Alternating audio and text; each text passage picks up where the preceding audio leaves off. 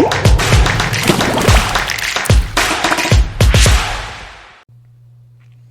this video, we're going to talk about amino acids.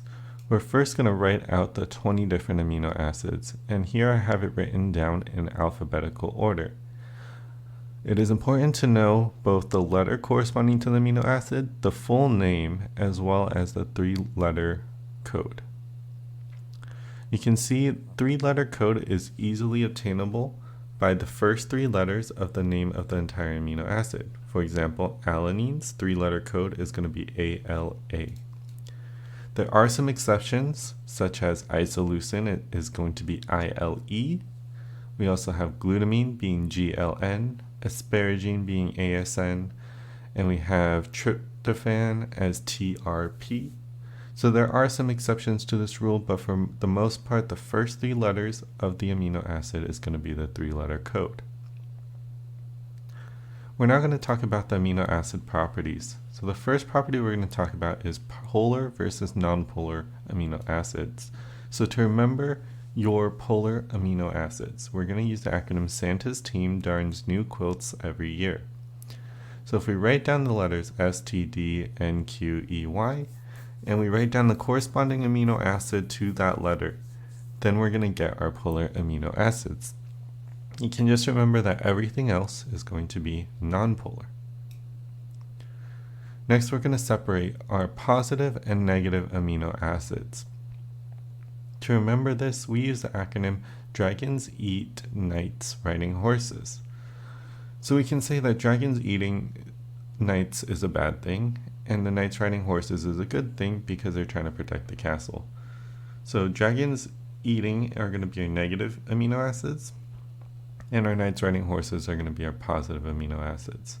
So if we write down the letters, so D and E for dragons eat, that's going to be aspartate and glutamate as our negative amino acids, and knights riding horses, K, R, and H, lysine, arginine, and histidine are going to be our positive amino acids. Moving on, we're going to separate our ketogenic versus glucogenic, or both amino acids. So for ketogenic, we're going to memorize it by L&L Hawaiian Barbecue. That's going to be a restaurant that's very popular where I live, and I remember it because I just think that that diet is kind of like a keto diet. So we eat L&L Hawaiian Barbecue. So L and L are going to be the 2 L's that we have within our amino acids. So that's going to be lysine and leucine. The other acronym we're going to use is PITT, P-I-T-T-T. We're going to use all 3 T's for the both category. So we have threonine, tyrosine, and tryptophan. But for the P, it's going to be proline. For the I, it's going to be isoleucine.